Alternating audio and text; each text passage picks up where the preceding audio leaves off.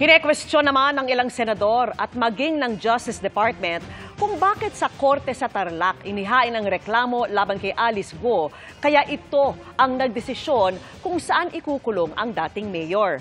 Ang sagot ng Ombudsman sa pagtutok ni Mark Salazar. Hindi umano dapat bitawan ng Senado ang kustodiya kay Alice Guo hanggang hindi pa tapos ang kanilang investigasyon kung si Senador Francis Tolentino ang masusunod. Paniwala niya, invalid ang warrant of arrest na inisyu ng Tarlac RTC na siya ring nagdesisyong ikulong si Guo sa PNP Custodial Center.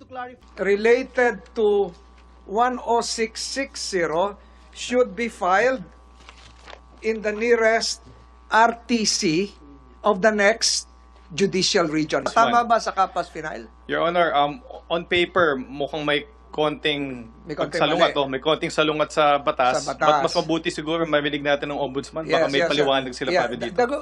Sabi ni Tolentino, ang pinakamalapit na judicial region sa Tarlac ay Urdaneta, Pangasinan o kaya'y Valenzuela. Doon lang pwede isampa ang kaso laban kay Guo.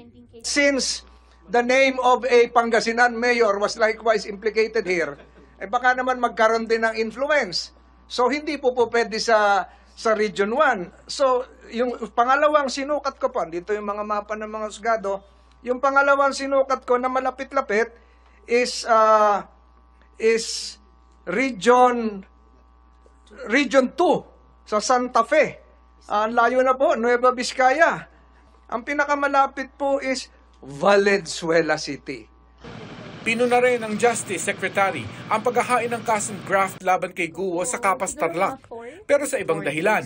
Para nagkamali yata yung mga prosecutors ng Ombudsman kasi salary grade 30 si Alice Guo and 26 and above dapat sa Ombudsman na yan tsaka Sandigan Bayan.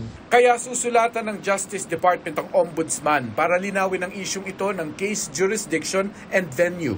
We will ask a clarification on this matter kasi parang baka na oversight lang. Bago matapos ang pagdinig ay inulit ni Tolentino ang kanyang mosyong kunin ng Senado ang kustodiya kay Guo. Tama po ba yung court kung mali, walang jurisdiction na mag-issue rin ng warrant of arrest?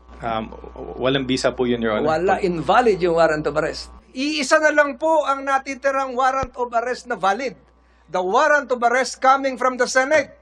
Pero ang ruling ni Senator Risa Ontiveros bilang chairman ng komite, Alice Guo is to remain in the custody of the Senate until the conclusion of this committee's inquiry, and this committee will coordinate with any court ordering your detention. The chair is clarifying that while Alice Guo is in contempt of the Senate, she will remain in PNP custody. But if she posts bail, she will be taken to the Senate. ang Kapas RTC Branch 109 tumangging magbigay ng pahayag sa issue. Paliwanag ni Ombudsman Samuel Martires kung bakit sa Tarlac isinampa ang kaso. At the time we filed the information, Alice Guo was no longer a public official. Dahil dinismiss na si Alice Guo ng ombudsman. Kaya Kapas Tarlac, mananatili dahil yun ang may jurisdiction sa Bamban. Hindi rin daw pwedeng makipag-agawan sa kustodiya ni Alice Guo ang Senado dahil hawak na siya ng korte.